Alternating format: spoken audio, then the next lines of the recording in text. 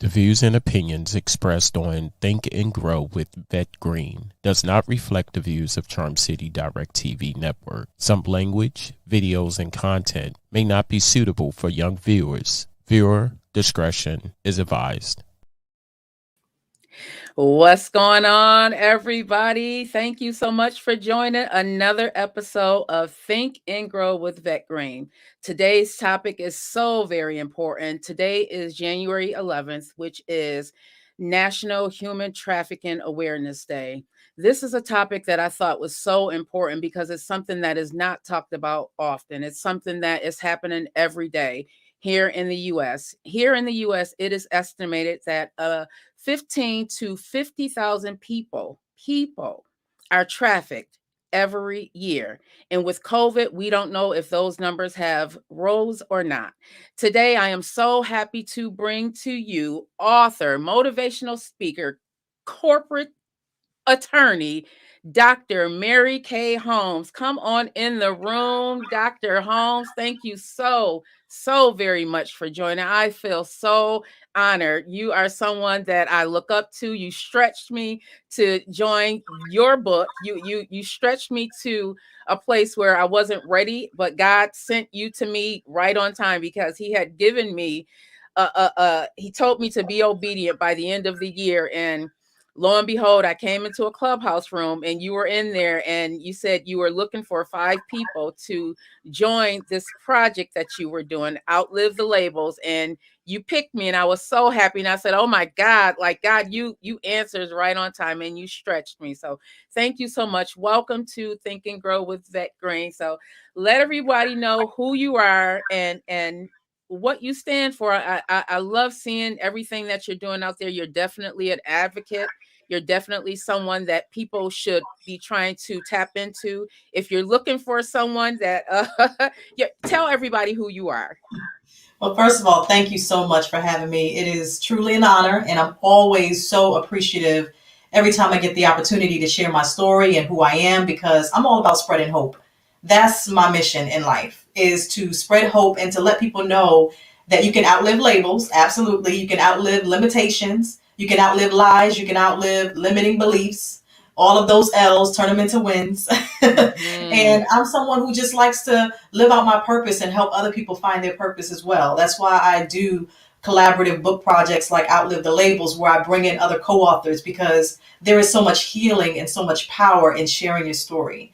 And we know we overcome by the word of our testimony. We overcome by the blood of the Lamb and the word of our testimony. So I'm a true believer in telling our stories. And so that's who I am. I talk about what I've gone through, not from a place of helplessness or a place of resentment or bitterness, thank God, because it could easily be the case. You know, many of us, we share our stories and sometimes from a standpoint where we're not yet healed. But I'm so grateful that I'm able to be at a position in life where I can share my story from a place of healing and freedom. And I'm committed to sharing that freedom with others and helping people find their voice and find their freedom. So what I do by trade or my profession is, yes, I'm a corporate tax lawyer and I work for an amazing company in New York City. But my passion and my purpose in life is to spread hope.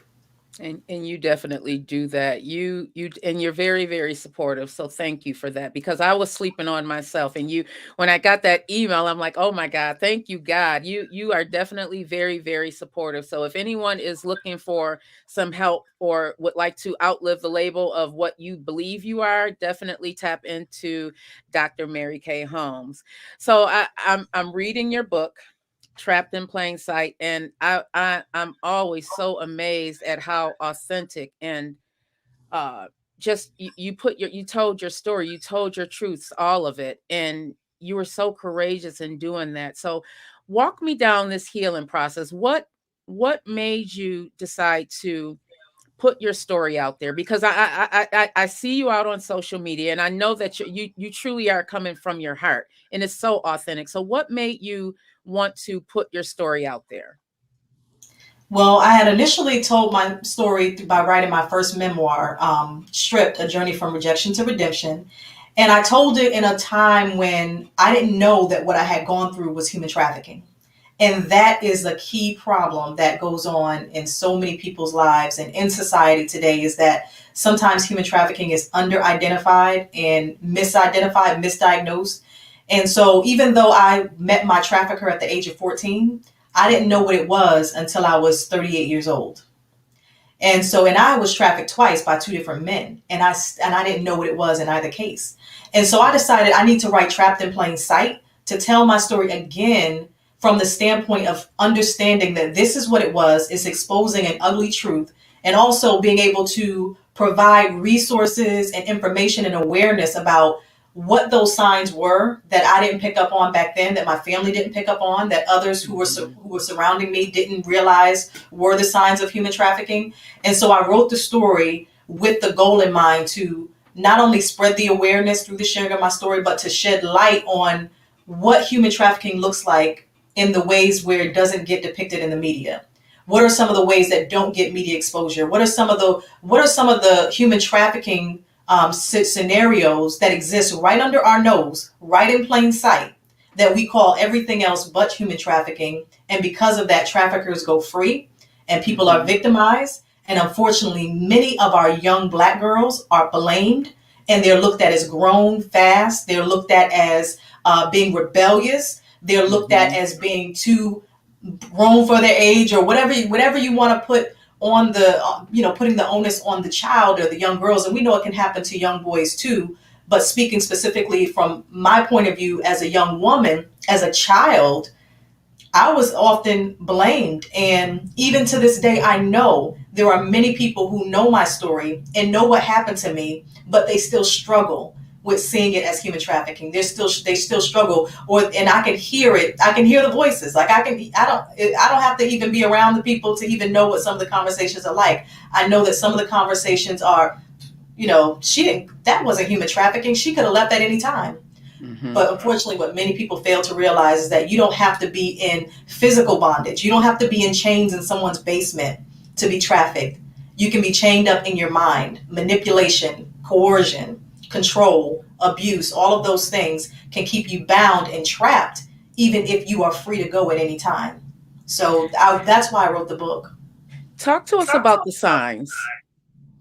Well, there are so many. And of course, no matter how many signs we can talk about, there's always going to be some that you just can never really cover them all. But I can tell you from my situation, from my unfortunate experiences as a young girl, one of the quick signs was when this older man, because I was 15 years old when we got into a relationship. I was 14 when I met him.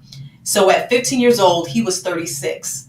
And the first sign is when you see these, what people will romantically call May-December relationships with young girls. When you have these older men who are targeting young women, these young girls who are all of a sudden showing up at school with the latest sneakers and jewelry, where they may not have jobs or the traditional jobs or whatever. You don't know where they're getting this money. So if your daughter or your niece or someone that you know is all of a sudden their lifestyle has taken this dramatic shift, and they all of a sudden have all of these brand new handbags or shoes or designer items, that is one of the red flags, that there was someone who was most likely older who was giving her and showering her with these gifts. And these gifts are not coming without some attachment, without some requirement, or without some type of coercion and manipulation associated with it. So that's one of the signs, when you have a young girl or a young man all of a sudden hanging out with this older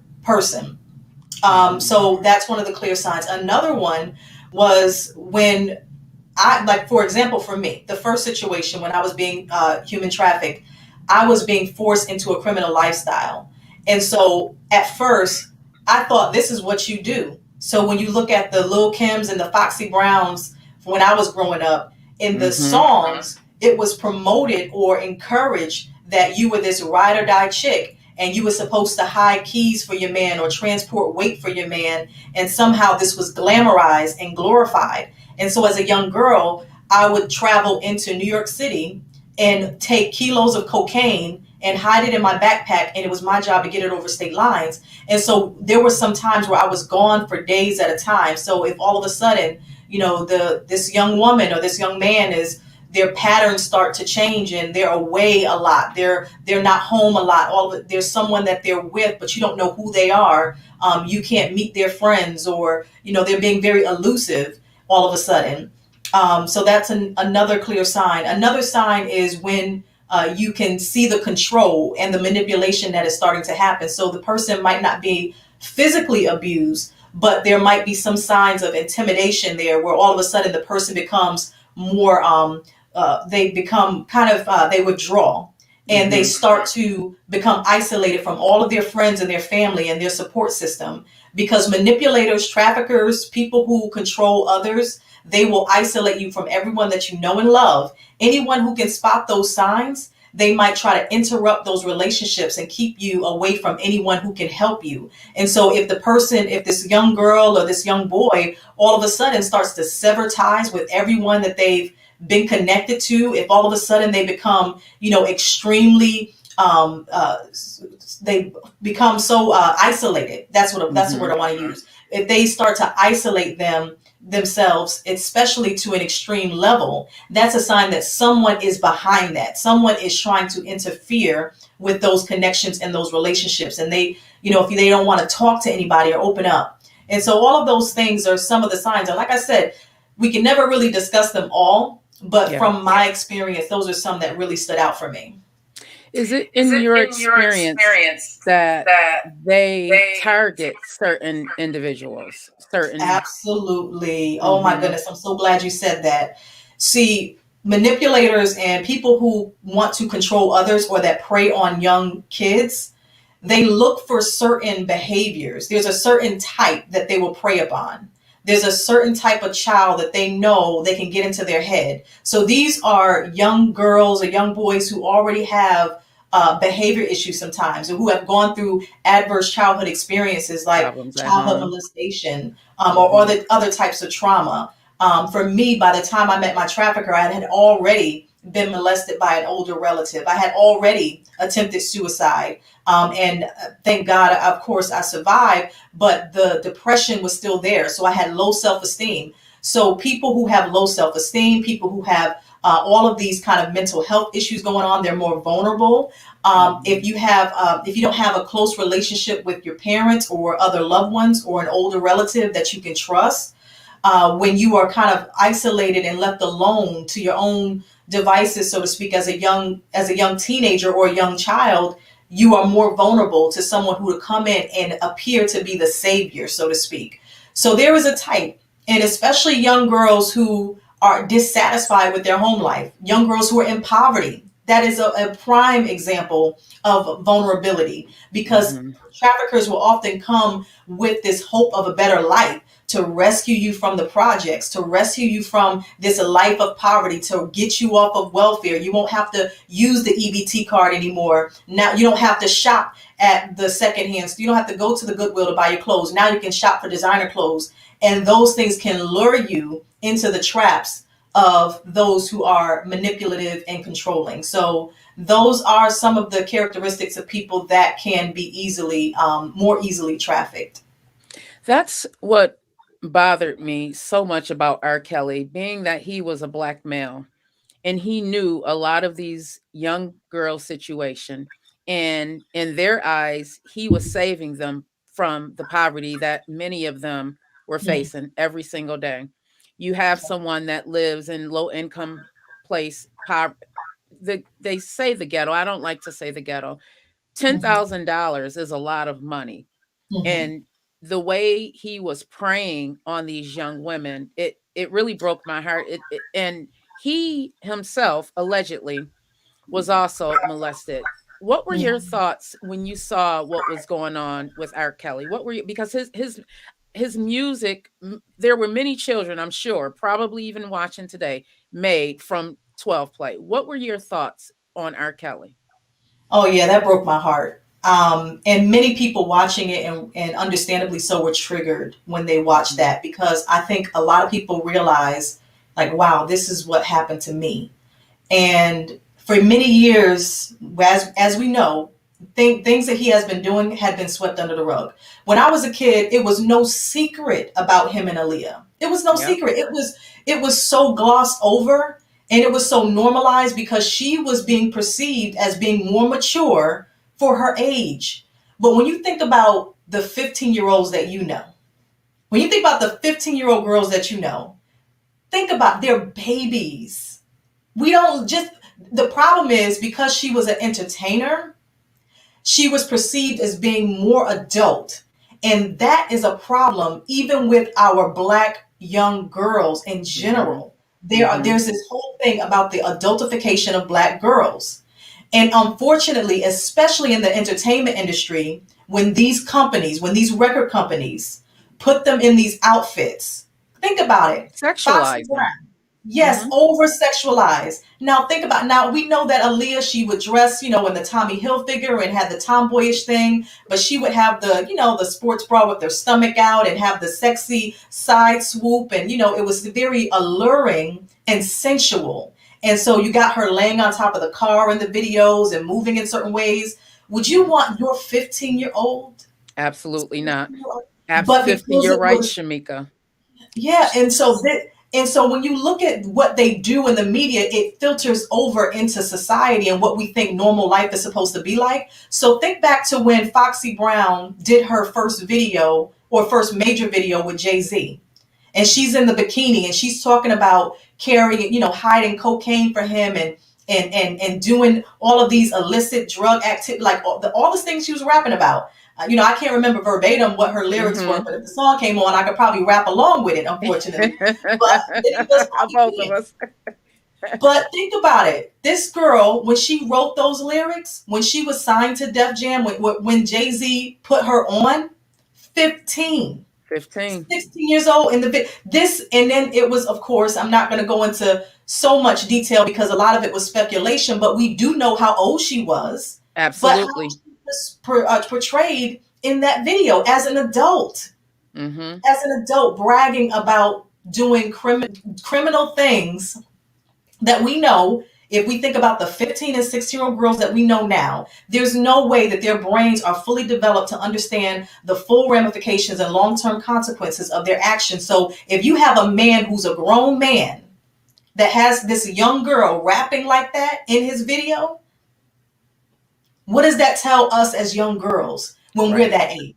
That tells us, if a grown man comes and asks me to do the same thing, oh, this is normal. It became normalized. So with R. Kelly, when we look back to the Aaliyah situation back then, we've known for years. So thank God that finally something was being done. And I believe if it were not for this new Me Too movement and this new wave where people are standing up and speaking up for women and defending the rights of women more, unfortunately, he would have continued to get away with it, because even at first there was this huge media outcry against the girls, against the young women.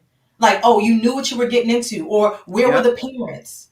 Oh, they were trying to get put on, and there was this blame with the girls. And so finally, when justice was served, when I tell you, I was so overjoyed, and I was so Believe. excited for these women who were finally they had a voice. But I was Mhm. also concerned about their mental health, because I know that they had been badgered in the media. People in their own families probably turned on them, I'm sure. And there was Mhm. a lot of comments, I'm sure, that they had to read and be exposed to. There was a lot of scrutiny in their lives, and they had to go through it. And so, although justice was served on the legal side, but these women still need us. They still need us to support them, to defend them, to Absolutely. speak up for them, because that to say a challenge is probably an understatement. That is absolutely a difficult thing for any young person to have to go through, especially someone who was manipulated and controlled in the way that he did these women, and had them, pretty much under his control and under his thumb. So yeah, I was so happy about the outcome. It broke my heart when I saw it. And we're going to bring Brother Mike in. Come on, Brother Mike. Come on in the room. Welcome, welcome, welcome back to another episode of Think and Grow. We're going to bring you in on this conversation. We were just talking about the R. Kelly situation.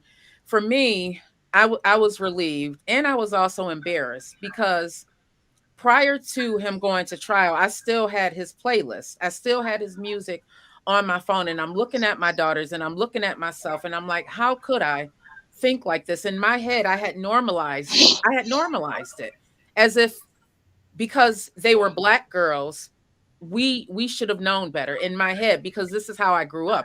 I saw it. Growing up, I remember there was this very young girl, and she was about 13 or 14 years old, and she had started dating this guy who was older than me. It was so normalized. It wasn't nothing wrong with it. Her I believe her parents knew, but it was so normalized. And listening to R. Kelly, just, it broke my heart. It broke my heart, and seeing that mom go after her daughter. She went, I don't know if you guys saw that, where she had went to the hotel and got her daughter. That was the breaking point for me. So, Yes. Brother Mike, thank you again for joining.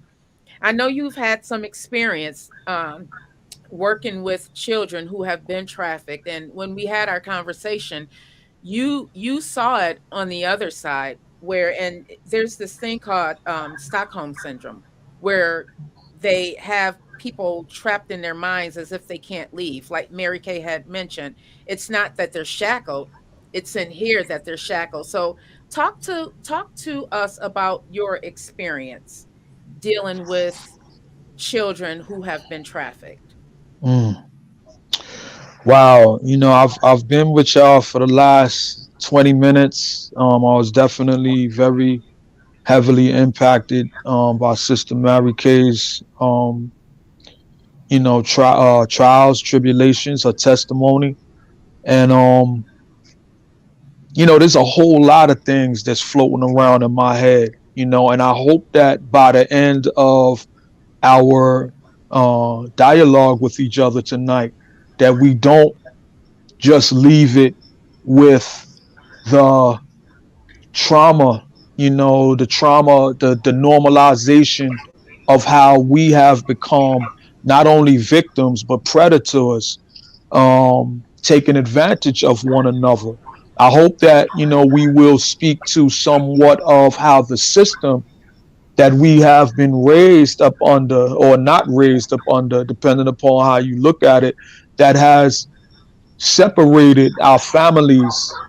Our family structure has been disintegrated, and we don't have a lot of times healthy male female relationships between mothers and fathers, and how this helps to impact how our children have begun falling through the cracks. So I hope that we'll talk about some of the institutionalization, through the music, through the movies, through the fashion, like Sister talked about, through the hormones and growth hormones and things of that nature that are pumped into our food, that has children in their mind, in their emotions, um, in the bodies of fully grown adults on both sides of the coin, not able to be naive and grow up as children like it used to be in my era. You wasn't even thinking about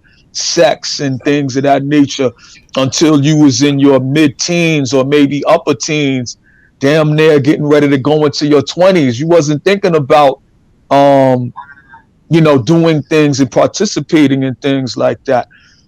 So anyway, I've worked in the field of child welfare for a number of years, and I had the experience. Um, I usually worked co-ed, but then I had the experience where they transferred me to an all-girl cottage, and I definitely didn't want to go work in that all-girl cottage. I was like, oh man, what am I Being a going to do male. over there? And it turned out to be, at least in the beginning, it turned out to be the most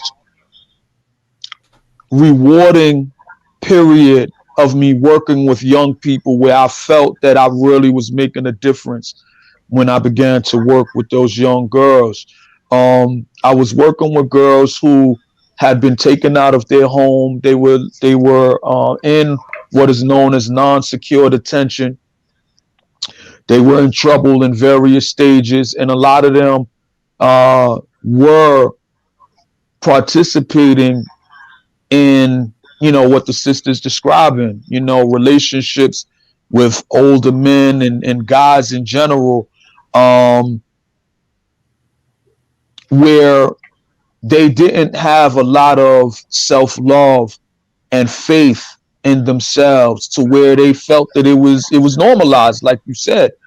And I was able to take it upon myself as an older, gentleman, to provide like a father figure, an older brother type figure.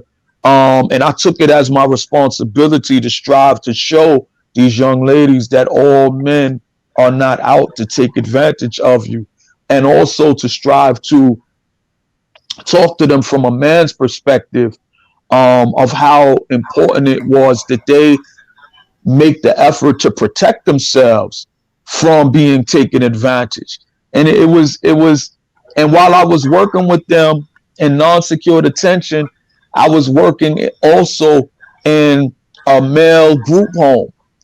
So it was kind of like I was like a double agent. I was working with the girls in the morning time, and I was working with the guys in the nighttime.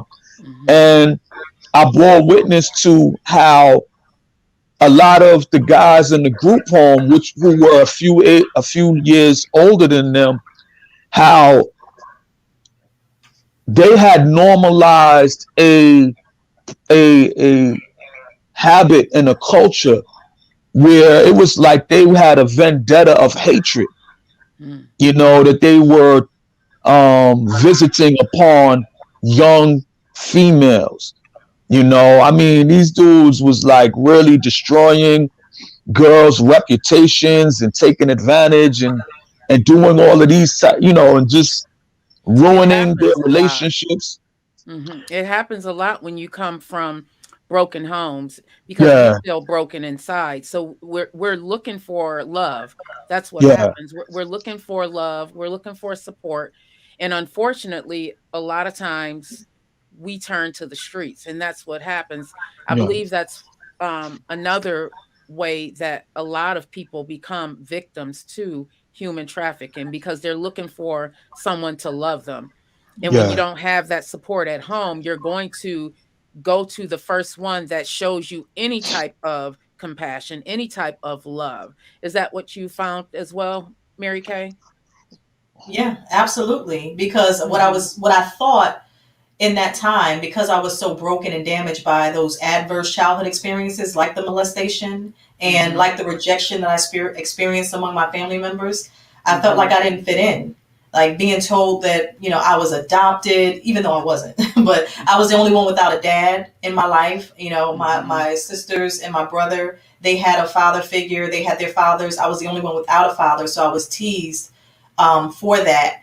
And so being the youngest, being the baby in the family. My mother, I saw her really struggling, and she was working hard trying to. And so by the time it got to me, she was very lenient, and she wasn't as involved because she worked long hours, and so I didn't have a lot of experiences with her, unfortunately. And so because of all of these things kind of jumbled up into one, I felt alone. So I didn't feel like I had that love, and I didn't feel accepted in my own family. So absolutely, by the time this man came around, with all of this money, with all of these gold chain, two gold chains and diamonds in his teeth and rims and all of that stuff, and ready to give me the world, I felt embraced. I felt loved. I felt finally accepted. And so when he, started to turn on me and started to become abusive and more controlling, even that felt like acceptance, because it felt like somebody cared that much about me that they didn't want me to leave them. They didn't want me to look at another man. They didn't want me to smile at another man. And so all of these controlling things that should have been red flags for me, but because I was broken, I was looking through it through the lens of this broken girl. So I was seeing it as that's how bad he wants me, that he's willing to go to these extremes. And I think that's what a lot of young girls wind up experiencing. And those are the girls that you were dealing with, Brother Mike. And you said that you became a mentor. How did you handle dealing with these children that were coming from these broken homes? What was your solution for them?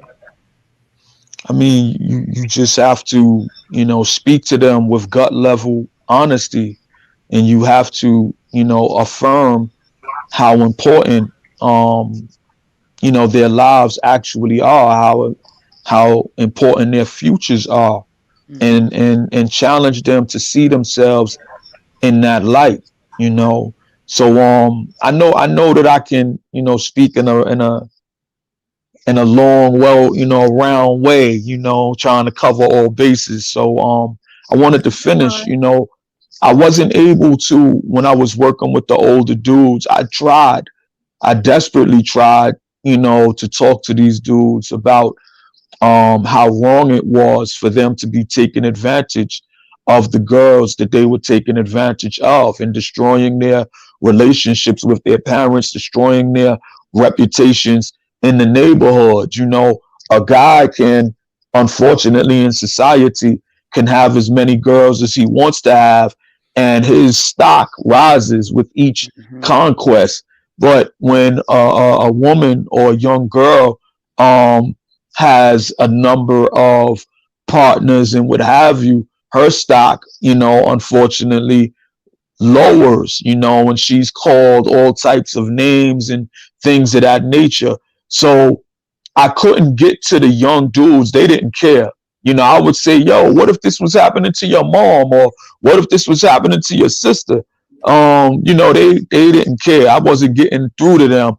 But what I was able to do was I would go to the girls that I was working with, and I would tell them about, what these dudes was really trying to do, that they didn't care about them, that they only wanted to use them, that they was only out to destroy their reputations and, take advantage of them. So I was able to, reach them in that way, at least for a period of time.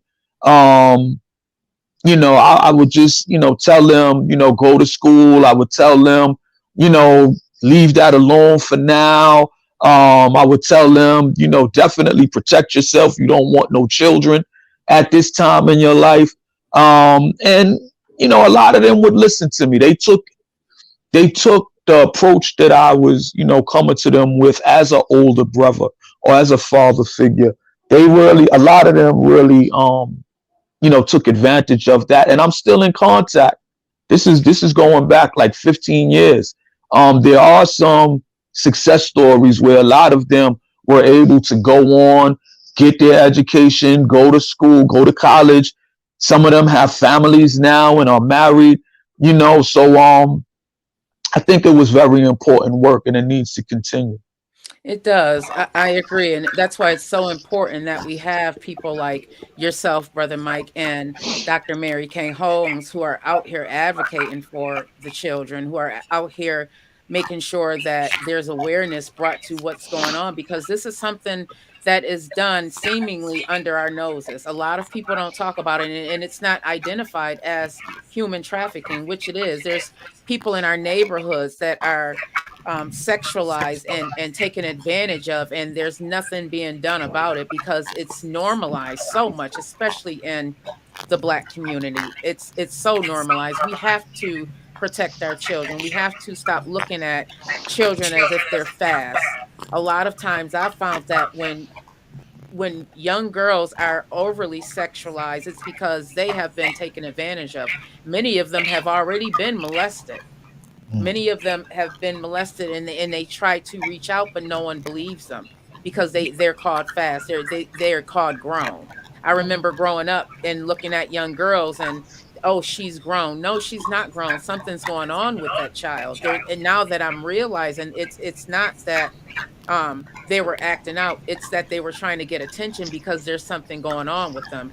So working with the children, Brother Mike, working with these young kids, we talked about how you've seen it on the other side, where they were sort of brainwashed to go after other children to try and recruit them. That's what I want to get into. Yep, Nick, facts. I agree. It's facts. We have to start doing this. So before we go to break, if you can just talk about what you saw, or talk about the situation where there were children who were human trafficked and they themselves began to recruit other people. Yeah. I mean, the time that I was talking about, it lasted, I would say, this was from around the end of 2007 to around, I'll say, like 2011, where, you know, it was a good period. We were reaching, you know, I believe, a lot of these young ladies, and helping them, you know, to know that they deserved better, you know, and to learn how to incorporate you know, habits of self-love and self-care, and to, you know, begin to move out of harm's way. But around, I would say, the end of 2011, 2012, 2013, to my deep horror and chagrin, at some point, I noticed where there had become a lot of young ladies who were not only embracing, you know, selling themselves, for lack of more, you know, a less harsh way to say it, but they had begun to use their influence amongst other young ladies to strive to convince them to take advantage of getting some money so you could get sneakers and you could get these materialistic items and things of that nature. And, you know, would be combative with someone like myself who's trying to talk to them about how bad it is that they're being taken advantage. They would be combative with me, you know, like, oh, mind your business, or you don't know what you're talking about, or it's not that bad, you know, or she knows what she got herself into, you know, that type of stuff. And I was like, whoa, how did this happen? Because in their eyes, you were taking something from them that they thought made them. They were looking at those material things as if that made who they are, because they didn't get that at home. Their parents may not have been able to afford them. And in their eyes, you were stopping their gravy train. So we're going to stop and go to break. Thank you guys so much. It's 3 minutes to break. We're going to go to break. Mary Kaye, Brother Mike, thank you guys so much. We're going to go to break. Everybody, make sure you stay tuned. This is a hot topic. This is something that needs to be discussed. We need to bring awareness. We need to make sure we protect our kids, save our children. We are not fast. We just got hurt. That's it. We got hurt. Yes. Tell me what you see when you're looking at me. A pretty face? Huh? You think that's all I can be? Tell me what you see when you're looking at me. Because I strive to be all I can be. Because you know what? I found her. I found me. She's here. She's live. She is Vette Green, host of Think and Grow with Vette Green. Watch her live every Tuesday at 7 p.m. p.m. Eastern Standard Time on Facebook at Vette Green. Also watch her live on Charm City Direct TV on Facebook, YouTube, Twitter, and Twitch. You don't want to miss this dynamic show. A show of encouragement, inspiration, motivation, and so much more. So get ready for Think and Grow with Vette Green.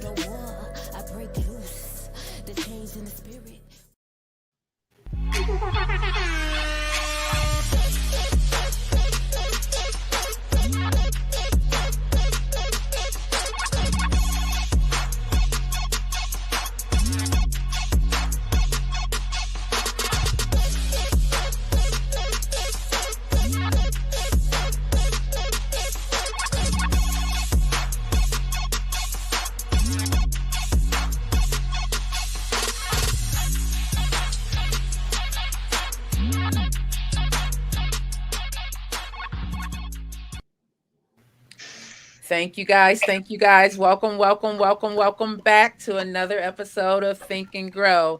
So, Mary Kaye, what now? What now? What steps should we be taking to bring more awareness to this subject, to begin looking at our children as they are, they're children, and to begin making sure that no matter what, that they're protected? We have to start to protect our children more by making sure that we hold space like this, by letting them know that they have a voice, that we believe them, that when they come to us and they tell us about some of the things that they've endured, say, for example, if a child comes to you and they tell you that someone has mishandled them or inappropriately touched them or worse, believe them, listen to them. One of the ways that we can spread awareness and be there more for our children is to prevent them from ever having to go through some of these atrocities. Like they shouldn't even have to grow up to experience being human trafficked, being abused, being manipulated, conned, and all of the above. They should not have to experience being blackmailed and sex being used as a weapon against them. But if we start to pour into our youth and start to encourage them and affirm them and let them know who they are and help them to understand who they are and build up their confidence, accepting them, embracing them. Even if people don't have situations at home, even if the young children don't have that environment at home, organizations and people like Brother Mike, having other adults that do step in and that are there for them, having organizations and supporting organizations that are doing the work. A lot of times people feel like they can't really make a difference. How can I do, how can little old me make a difference, or how can I make an impact? You don't have to reinvent the wheel. Find people who are doing the work and support them. And if you encounter a young girl, a young man that you can tell they're going through, even if you can't tell, so you don't have to know their business. You don't have to know if they're going through anything. They can have the most cookie cutter, perfect childhood. It does not matter. Show them love, support them, show compassion toward them, embrace them, and really just help them to never have to go through this. Now, if you encounter a young child that has unfortunately gone through some of these types of traumas, some of the best things that we can do is to let them know that they are heard, they are believed, and that we have the ability to, even if we can't change anything that happened, we're here to listen, that they have a voice, that they can speak up, that they can speak out if they so choose. And if they choose not to speak up, that's okay too. Because a lot of times we'll encounter young people who have gone through things like this, or even adults, and we'll feel the need to rush them to open up and share and all of those things, or to tell, or to press charges. Sometimes they're just not ready for that, and that they need to know that even in those instances, they're still in a safe place. And when they're ready, then that's something that they can take the steps to do and be supported. Because that's one of the things I had to learn the hard way, is that, a lot of times people they're still afraid, they're still traumatized, and they may not be ready. And so sometimes people will say, put them on blast on social media, post their photo, tell on them. And that's not helping them to heal by making them feel as if there's something they need to do in order to, somehow affirm or make it more believable what they went through actually happened. So give them that time and space to grow and heal. and to become free. And let's support those who are doing the work. Let's do what we can to step in, and let's support our youth and believe them. Thank you so much for that. Thank you so much for that. Brother Hmm. Mike, what now? I know you are truly out here pounding the pavement. You're truly out here working to save our children. What now? What steps can the people, the listeners out there taking who may have a child or may know of someone who has been sexually traumatized, have been abused? What can we do now to make sure that we bring awareness to the subject, because it's so very important. That R. Kelly situation brought so much light. I'm so thankful that finally, because we have got to stop normalizing this. Because if you are listening right now, it's not normal. If you were 13 years old and dating someone that was 38, that is not normal. We have got to stop believing in our head that this is normal. So what now, brother? What now? I mean, this may be easier said than done, Hmm. but we have to return to the spiritual, cultural values that our foreparents used to exhibit and exemplify. The black community has been the family structure, the village. Um, it has been torn down. It has been destroyed, and all types of alien entities have their hands in perpetuating values of self-hatred, values of parasitical values, and it's in the music, like I said, it's in the video games, it's in the TV. It's like, you know, this is how these things have been normalized, but it's only us.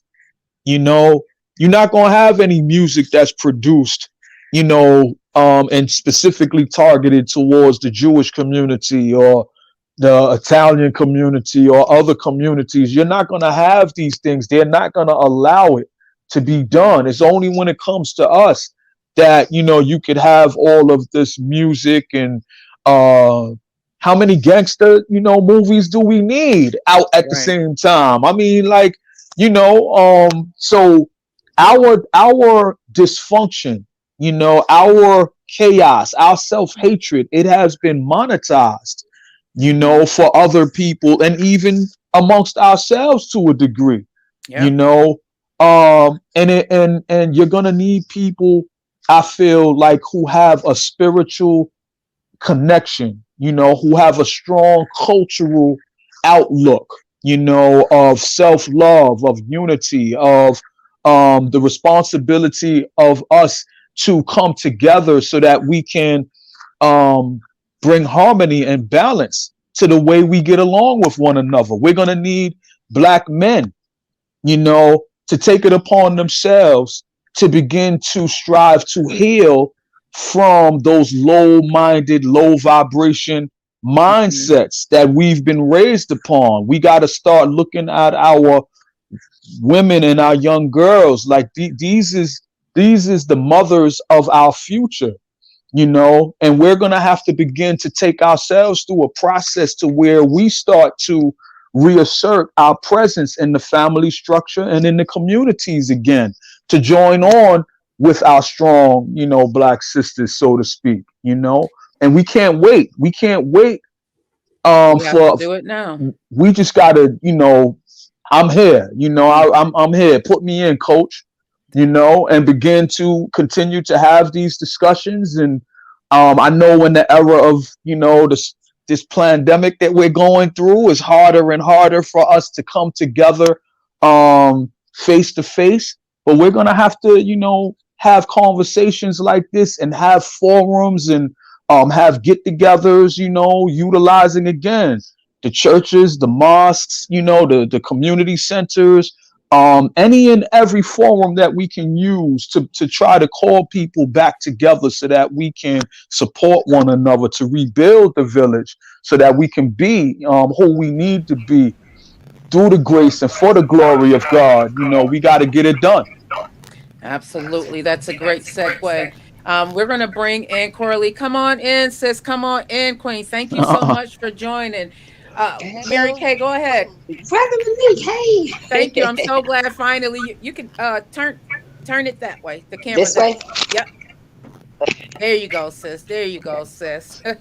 Mary Kay, come on and tap in on what Brother Mike was saying, and then we're going to get to Queen over here. I'm so glad that you joined. This is a great segue because you are volunteering. You retired from the service, and you are volunteering your services to work with runaway children. So Mary Kay, go ahead and tap in on what Brother Mike was saying. Add to the Yes, I love the conversation. points that you were making, Brother Mike, because it reminded me when you said that it's our community that's being targeted through like the music and the media.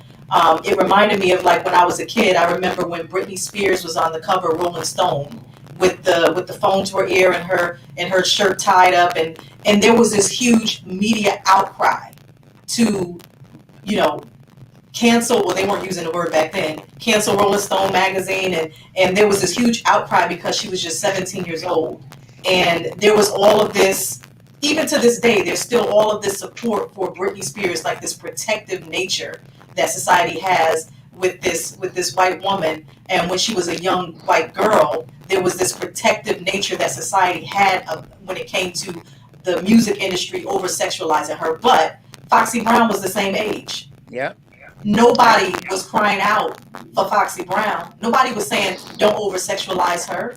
No, they loved That's it when right. she put on the fur bra and had her breast showing. They loved it Hmm. when she would talk about Il Nana and all of this stuff. They loved that, and they promoted that, and Hmm. that was encouraged. But with Britney Spears, it was like no, no, no. We can't expose. We can't exploit 17-year-olds like this. But Hmm. meanwhile, you Hmm. got people like anyway. I'll end it with that. But it's a double standard, and when it comes to our community, it's promoted and it's pushed and it's Yeah. encouraged. And we That's have right. got to stop doing that. We have got to protect that. We have got to protect our own. We Yes. have to. We have Hmm. got to protect our own, and we have to protect our women and children, because if we don't do it, if we're promoting it, if we're pushing it, who's going to protect them?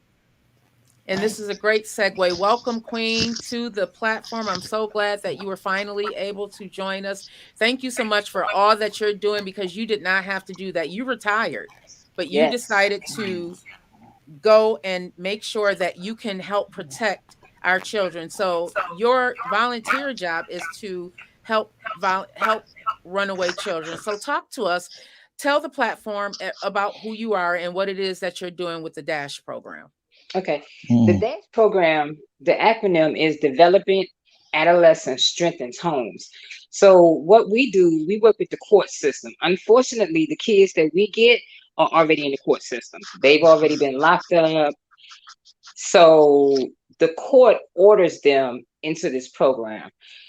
Um, we go to the family homes to get them a break. We take the kids to their doctor's appointments if they need to go. Um, we go help clean the homes. We have monthly meetings with the kids. We have monthly meetings with the families, because a lot of times the parents are so stressed out. And what's Mhm. interesting nowadays is parents are afraid of their kids, And I'm like, back in the day, man, my mom looked at me and I was like, all right. Families that don't have food, we supply food to them. We go to court with these kids. We go into the prison systems.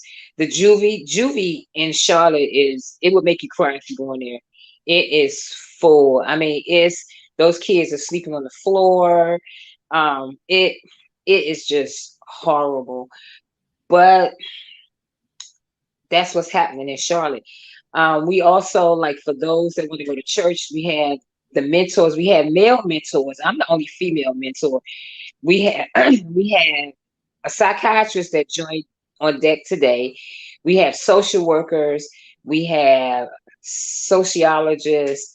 Um, Anything that those children would need, we have that service available. We have a school system for GED, because a lot of them don't want to go to school. So we have a GED program. We have 3 male mentors that actually teach that program. The success rate, every last one of them that go and take the GED, they pass the first time around. In the prison system, we make sure that the kids are being well taken care of. We make sure that they're still getting their schoolwork. I sometimes go to the school and get their schoolwork and take it down to the prison system. If they have a female, because most of the males nowadays, they don't feel comfortable. I salute you, Brother Mike. A lot of the males don't feel comfortable working with females. So whenever they have a female, they'll call me, yo, Queen, we need you to handle this little girl. I'm not dealing with her. And it's unfortunate, but with some of these little girls, they've been through a lot. They've been through a lot. They have. They have. We have one, a 13-year-old, and this little girl, I'm gonna meet with her tomorrow because she don't want to go to school. She beat up her grandmother. So the grandmother don't want her in the house no more. So that's some of the things we deal with. A lot of the kids that we deal with are violent. So a lot of people don't want to deal with them. Like I said, they're in the prison system. When they go to court, most of them that are in this program, if they successfully complete the program, when they go to court, the judge, most of the time, they just give probation and let it go, depending on what the charge is.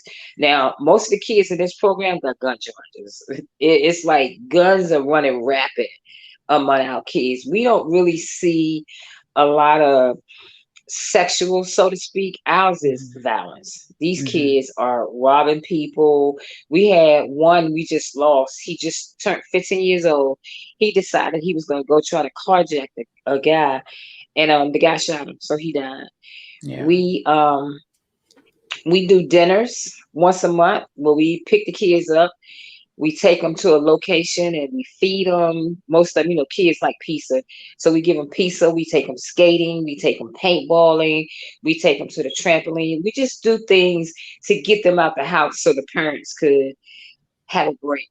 And like I said, at Target, if I see shoes and stuff that get marked down, because I work at Target, if I see shoes and stuff that are marked down, I'll buy the shoes. If I have a child in the program and I notice that their clothes are not up to par, I'll go and I'll buy clothes and give it to the director. Name is Alma Moore, and I'll give it to her because sometimes people get offended when you try to do things for them, but a lot of these kids, it's just like y'all said, a lot of these kids just need somebody to love them, like support. I'm a hugger. Even with COVID, it never stopped me from hugging. If these kids want to hug, I'm not going to say I'm not going to hug you because I'm scared of COVID, because it's just another way of rejecting these kids. So if they want to be hugged, I'll hug them. I'll sit with them for hours and talk to them. If they just want to cry, a couple of them, we're getting ready to start financial literacy with them. We got 4 of them will be graduating this year. So to include my grandson, my grandson is in the program too. That's another whole long story. But he's in the program too, which is interesting because I'm a volunteer and my grandson's in the program. It just brings me joy to be able to help these children. Like I said, every morning on Facebook, even on Instagram, I put Save Our Children because we have to. I was telling you yesterday how in Target, everything is so sexual. They got thongs for little girls. They got everything sexualized. Bikinis for toddlers. And I'm like, why are we allowing this to happen? Did you guys see that? Step up and say enough is enough. What is it going to take for us to say that? Like, people protest when they protest Target when they put the LBGT stuff in there, and they took it out. But they don't protest the thongs for the 3-year-olds. I'm like, shouldn't you be protesting this? I mean, I say something, but that's their moneymaker because people buy. And the sad part is I see more of us dressing our daughters like that than I see other races. That's one of the issues because in our minds, it's normal. we have got to change our way of thinking. We have got to start thinking that these are children. Fashion Nova last year put up an ad. They began selling children's clothes, and I couldn't believe the clothes that they had these children modeling. There were half shirts, tight pencil skirts on little girls, 1 and 2 years old. I couldn't believe it. And I'm sure there's people that bought those clothes. I see it all over Instagram all the time where they're modeling these kids and not thinking that there's predators out there who's looking at these kids and they're sexualizing these babies. And this is one of the issues that we have in our community. We have got to stop thinking that we are grown before we're grown. Our minds aren't even developed until we're 25 years old. So we're making choices and trying to reason, and our minds aren't even there. Yes, Jessica, thank you for joining us. Thank you for joining us. Mary Kay, did you guys see the Fashion Nova ad? I wish I would have given it to E Digger. Did you guys see when they launched the clothing? You know what? I didn't see it, but I'm not surprised. I did see. I believe it was Burlington someone had shared how Burlington Coat Factory had some thongs for young girls, and I remember, just kind of, I remember shopping and seeing things like this as a young girl too. And you gotta like think in terms of like who's the driving force behind this. Unfortunately, there's a lot of big corporations and powerful individuals who support these relationships between young people and older people. That's the best way I can put it. I forget what they call it, but they're trying to normalize that even in psychology, so to speak, or in that realm, in that world, they're trying to normalize it and trying to make it seem as if there's a healthy way for those types of relationships to be had. And no, but when you see little girls being over sexualized, there's nothing healthy about that.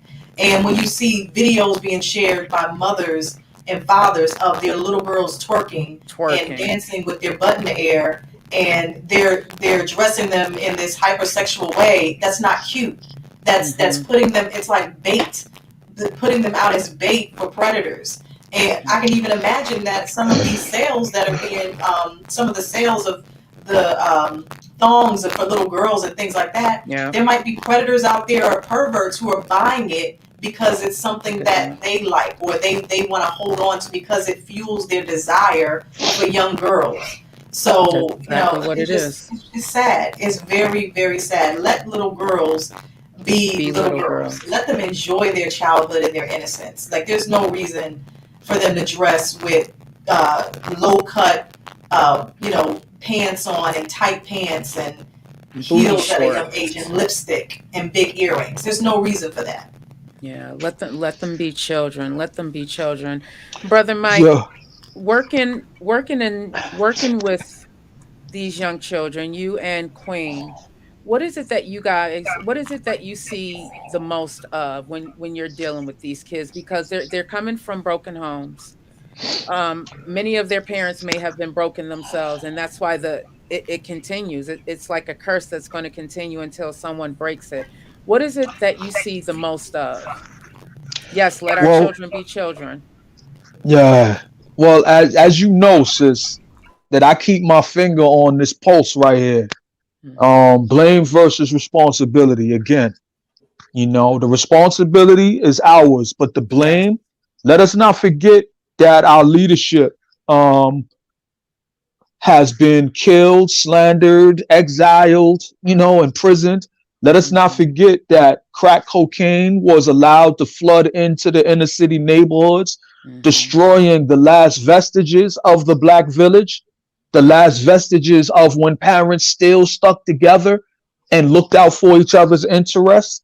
Let's not forget that these children, a lot of the children that we're talking about are the grandchildren of, the crack era back in the 80s, where our, millions of our men, disappeared, where millions of our mothers, disappeared as well, got hooked on crack and what have you. And there wasn't no outcry, like Sister Mary Kay said.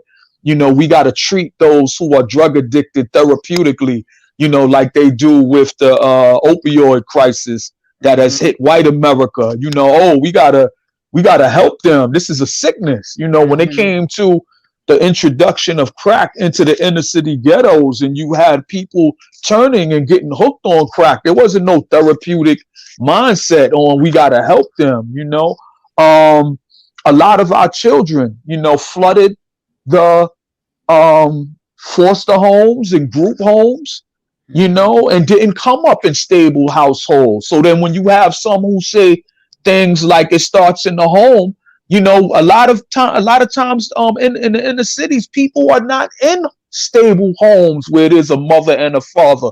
A lot of them grew up in group homes and foster homes. You know what I mean? I also wanted to point out, and let me take this quick chance to say this. It's so great to hear your voice, Sister Corley. I was telling Vette that, you know, we've been friends for like almost 10 years, you know, and to finally hear your voice is making me smile, you know. So yeah. So I want to give props and praise to each one of you queens, because I see a problem when I look on social media a lot of times, and it's not just the children. I see grown women, you know, showing their backsides and twerking and showing their crack and all of this type of thing. You think that that's not advertising to predators, you know, who want to snatch up women and take advantage of them? You think that that's not advertising to the young children looking at their mothers, you know, twerking and wearing G-strings and all of that type of stuff on Instagram and I don't know, TikTok. I'm not on TikTok, but they use TikTok, you know, to come on. So I'm just saying, when I see my sisters like you, Vette Green, when I see Mary Kaye, when I see Sister Corley, all three of you queens, I'm just meeting Mary Kaye tonight, but every time I see y'all not just standing in front of the camera primping and posing and you know, putting the camera back here to look, you know, put your butt in the screen and all of that.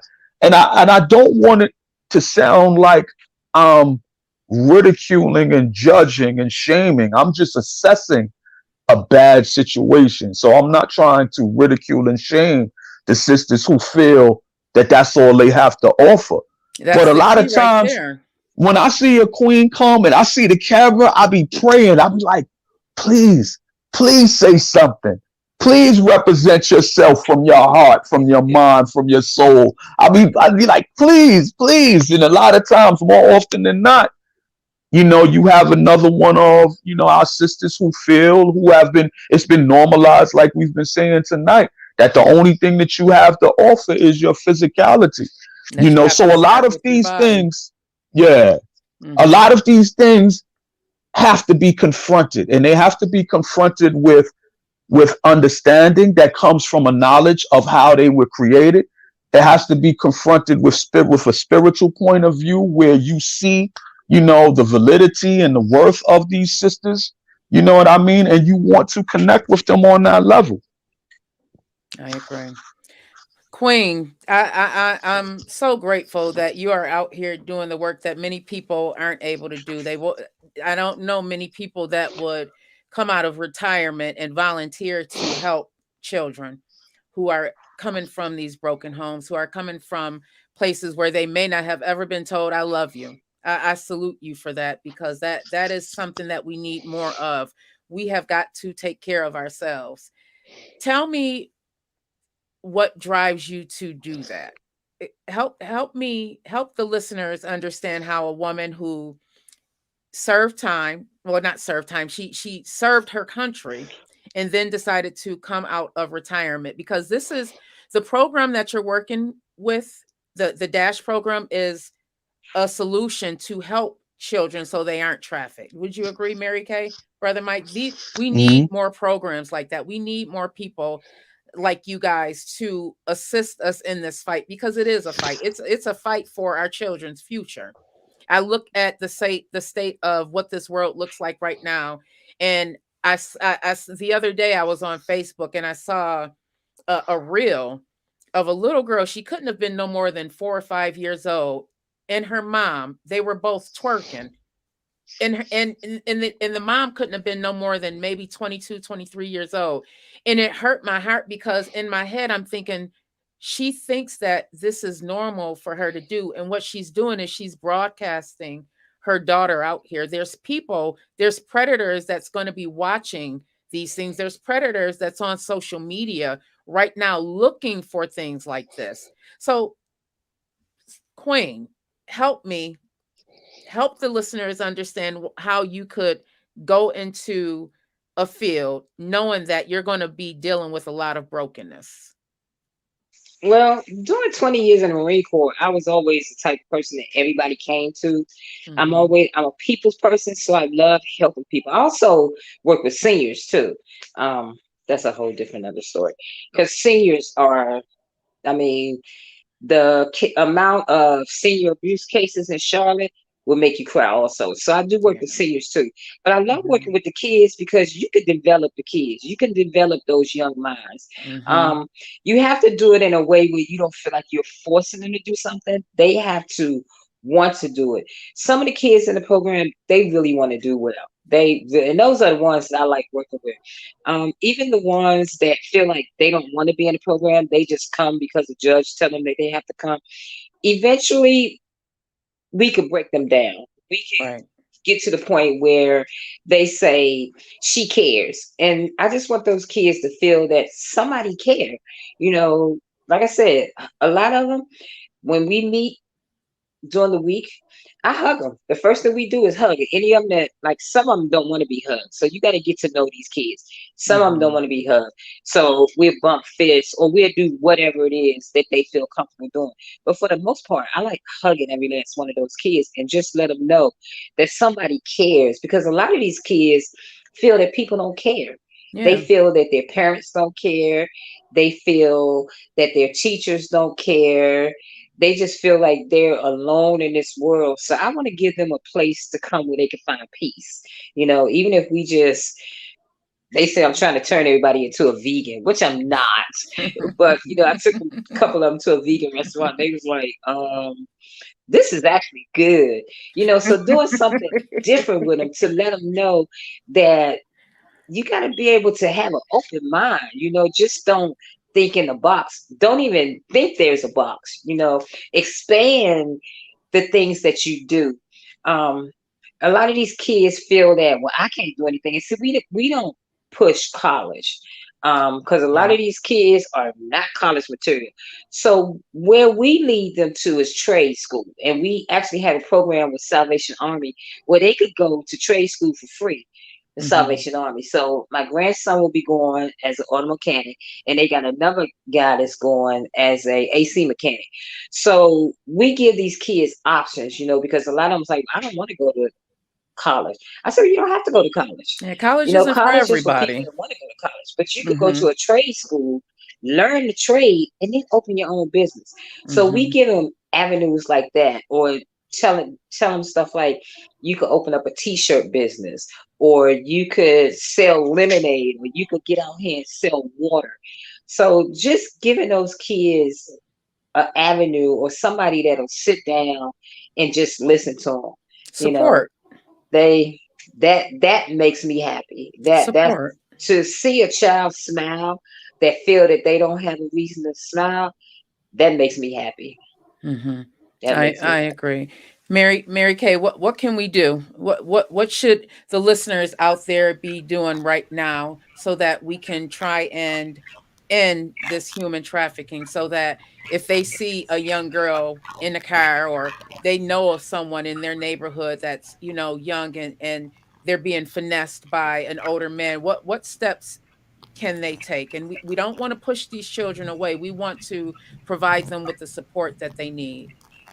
Right. There's so many different ways that you can help by reaching out to, you know, the human trafficking hotlines and things like that, and report red flags that you see. So a prime example, I remember hearing the story of a young lady who was sitting in a salon chair. She was at the salon sitting in the chair, and there was an older gentleman sitting in the waiting area. And so another woman who was also in the hair salon just kind of took note that the whole time that the young girl was in the salon, she didn't have a phone. And so she thought in her mind, what teenager sits in a salon for almost 2 hours and doesn't pull out a cell phone and scroll through social media? To her, that seemed odd. Just kind of being aware, situational awareness, as my husband calls it, because he U.S. Army, just years in the military. He's always talking about situational awareness. And so she went and she used an opportunity when the young lady went to the bathroom, and she went into the bathroom and kind of let the young lady know, like, is everything okay? I just kind of noticed, just want to be sure you're okay. And so she reported that. She called the proper hotline and just got the body type of the young lady, her height and build and all of those identifiers, and kind of secretly, I think, took a photo, just to look out, because you just don't know. You never know. You never know. And thank you so much for putting up that hotline.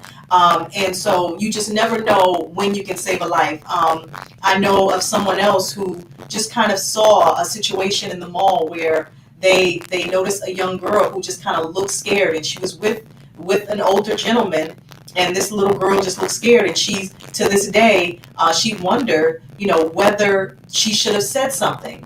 And so even when you see these things and you don't have the opportunity, or you look back and you did not report it, what we can do is, when we have those moments, let it be a sign to us to be more aware. Let it be a moment that causes us to be even on a higher alert, so that we don't let that happen the next time, so that we can cover and protect our children. Let's be on watch, be on guard, and let's not perpetuate some of these images on social media. Let's try not to promote some of these things that we talked about tonight. Sharing images that are promoting hypersexualization in young girls. Mothers and aunts, don't encourage and push and post young girls dancing in sexual ways. And I know people who have had their children take these sexual photos of them for them to post, turning around to the camera so that their backside is showing, and they're poking they're poking their bodies out in certain ways, and then you see the children start to stand and pose in certain ways to mimic the adults, because they think that's what we're supposed to do. So let's be mindful of how we conduct ourselves around our children, even when we're not around our children, because trust me, even when we don't think they're watching, they're watching. They're and always the watching. photos that we're posting, you might think, oh, they're not on social media. You don't know what they're have access to and what they're seeing. Watch what they're being exposed to on YouTube, what they're being exposed to in TikTok and on Snapchat and other things that they're engaging in Roblox even, or whatever games that they're playing. Be careful, because these things will be snuck in right under our nose. And we won't even know why our children are all of a sudden behaving differently or more vulnerable to these predators that are out there. I agree. Grand Theft Auto. Yes. Grand Theft Auto. Brother And Mike. can I say, Queen, I'm sorry, before we go to Brother, I just want to say, Queen, I absolutely love you. I'm meeting you for the first time, and I love the work that you're doing. I can't wait to find out more about you. I just wanted to get that in there. Yeah, Thank you. And I apologize. I had problems coming on because I wanted to actually hear you tell it again. But I shared it a lot yesterday. It was really touching to a couple of people. I'm really proud of you, because to see somebody endure what you did and to see what you become today, I am so proud of you. It's possible. It is truly possible. Everyone is not out there doing bad. There's people out here pounding the pavements. Brother Mike, you are definitely, I see your videos. That's how we met, pounding the pavements, because we want to save ourselves. And we realize that the only one that can do it is us.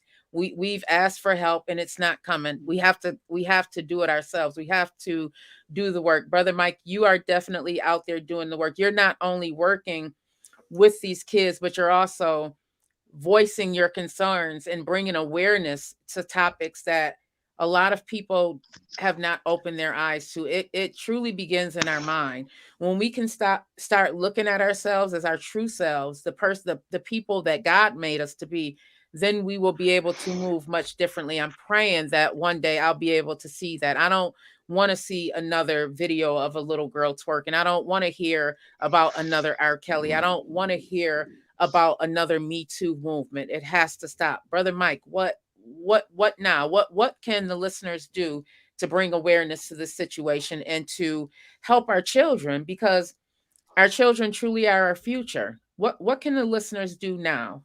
Give them some advice. I mean, first, you gotta fight for your own mental, spiritual, emotional redemption. You know, I think in this time, if you don't have a faith life, Hmm. I don't even know. You know, you Gotta see believe so in many something. people. Yeah, you see so many people giving themselves over to fear, and those who are striving to spread fear, to continue to divide us and keep us from coming together. So first and foremost, you just got to continue to strive to educate yourself, strive to gain a well-rounded perspective on things that's historically rooted and accurate so that you can understand the present and why the present is in the bad shape that it is. And then you have to focus on striving to live the best life that you can, as you continue to grow and evolve, take care of your physical health, continue to strive to edify yourself mentally, strive to, bring some type of peace, serenity, and balance into your life. Don't focus on what you can't control, focus on what you can, like the Serenity Prayer advises us. Mhm. Continue to strive to connect with a God that wants to save everyone if they would only open themselves up to his grace, and continue striving. I'm proud of each one of you sisters on here, and I'll always, come through if y'all need me, it's wonderful to be amongst, such strong individuals such as yourselves. And I hope that everyone who comes across this video is encouraged and inspired, to get themselves right. Don't focus so much on the bad and what's happening outside of you. Get your heart, get your mind, get your spirit right, and be an agent of change. Like you see these sisters on there doing right now. Change is possible. You are not your situation. You can Mhm. overcome anything as long as you want to. And if you accept who you truly are inside and not accept what happened to you, because that's just something that happens. Some of us need certain things in our lives to be pulled out. And myself, I was sexually abused. I was a young child molested. I was raped.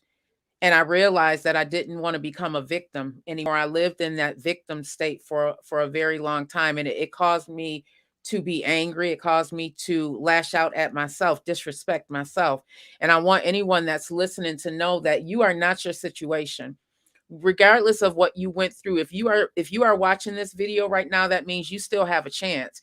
You do not have to be the person that you think you are. You don't have to be the person that society is telling you you are. If you have been human trafficked, if you have been abused in any kind of way, that is something that happened, and that is definitely something that you can overcome. There's resources out there. There's resources such as the Dash program that's out there. There's resources out there to help you overcome that. You don't have to stay stuck, hon. You do not have to stay stuck. So, Queen, give our listeners some advice. What would you advise? And we had a conversation. I just want E Digger to bring this picture up. We had a conversation yesterday. Hey, Sean Don. Hey, thank you so much for joining. You were in Virginia. If you can just tell the story where you were in Virginia and you were at a rest stop and you saw this picture that it astonished you. Yeah, I was going to DC Mhm. and I walked to go into the bathroom and I saw those signs and I was like, wow. And I it mean, it it was that prominent in Virginia. And then when you actually go in the bathroom, it mhm, said, be safe, human trafficking is high in this area. So mhm, and now you actually see those signs in North Carolina. mhm. So it is, it's just widespread. It's widespread. Yeah. But like I told you, everywhere I go, I had my boo boo with me. So We we have to don't have that protect problem. ourselves. We But have to. it's you gotta be aware of your surroundings, especially if you travel. It don't matter if you're a male or a female. If you travel, always be aware of your surroundings. Always, Mm-hmm. especially if you travel alone. Don't. I try to go in. The only time I go in a place like that is during the day. I never stop at night. I make sure I have gas so I don't have to stop at night. So you have to be aware of your surroundings because people are always watching when you think they're not watching.